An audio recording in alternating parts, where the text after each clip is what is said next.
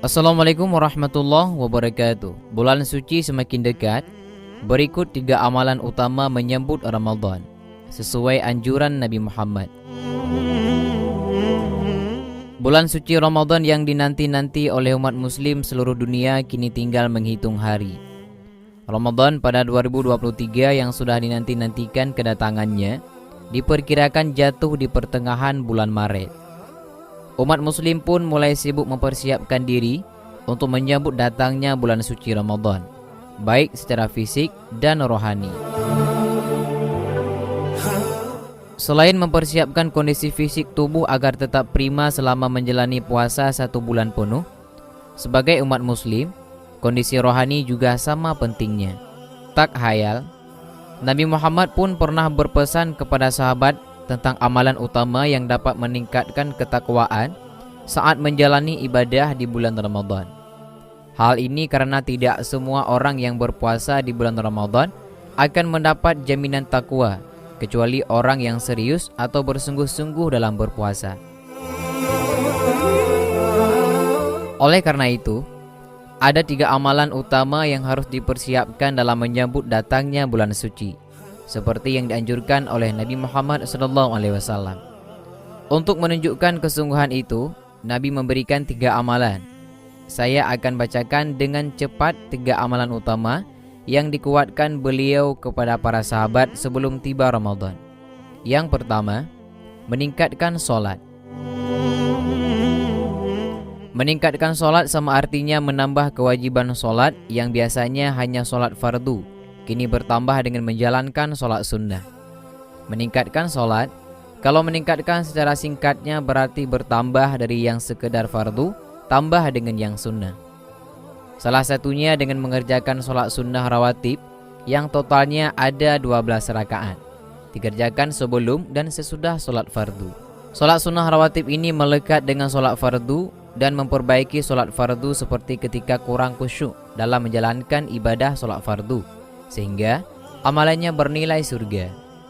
Sebagaimana sabda Nabi Muhammad SAW yang artinya, siapa yang solat 12 rakaat yang mengiringi solat fardu siang dan malam, maka akan dibangunkan baginya 1 rumah di surga. Solat rawatib sendiri umumnya terdiri dari 2 rakaat sebelum subuh, 4 rakaat sebelum duhur, 2 rakaat sebelum duhur, 2 rakaat setelah maghrib, dan 2 rakaat setelah isya. Selain solat sunnah rawatib, ada pula solat di antara 2 azan dan iqamah, tahiyatul maghrib, dan juga solat duha. Duha sendiri dibagi menjadi 3 waktu, yaitu awal duha kurang lebih 1,5 jam setelah subuh. Misalkan solat subuh pukul 4.30, maka awal duha bisa dikerjakan pukul 6, dan pahalanya senilai ibadah haji dan umrah. Sedangkan pertengahan duha yaitu sekitar jam 9 sampai jam 10 pagi, jumlahnya 2-4 rakaat. Fungsinya untuk mengganti seluruh zikir yang ada dalam tubuh termasuk mata, hidung, dan telinga. Duha pertengahan ini bisa menghambat atau menahan musibah yang sifatnya umum seperti terhindar dari kemacetan ketika sedang berpergian. Selanjutnya, akhir duha yaitu sekitar jam 10-11 menjelang solat zuhur. Akhir duha jumlah rakaatnya bisa 2-8 rakaat. Apabila diamalkan dengan mempermudah datangnya rezeki, dengan dapat izin Allah SWT ketika disertai dengan ikhtiar. Sedangkan di waktu malam hari bisa ditambah dengan solat sunnah tarawih, tahajud, dan juga solat witir. Yang kedua, membaca Al-Quran. 2 yang terakhir adalah banyak berinteraksi dengan Al-Quran. Membaca dan memahami Al-Quran merupakan salah satu amalan utama untuk menjemput ketakwaan di bulan suci Ramadan. Dengan membaca atau mengkaji Al-Quran, seorang muslim akan mendapat rahmat dari Allah SWT. Doanya dikabulkan dan dengan istighfar dosanya akan diampunkan. Adapun yang ketiga adalah infak. Infak menurut Kamus Besar Bahasa Indonesia adalah mengeluarkan harta yang mencakup zakat dan non-zakat.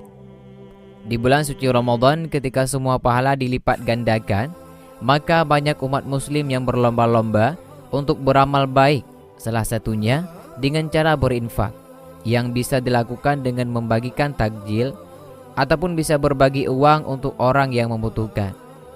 Nah, itulah 3 amalan utama yang disampaikan oleh Ustadz Hadi Hidayat yang harus dipersiapkan untuk mendapatkan ketakwaan di bulan suci Ramadan.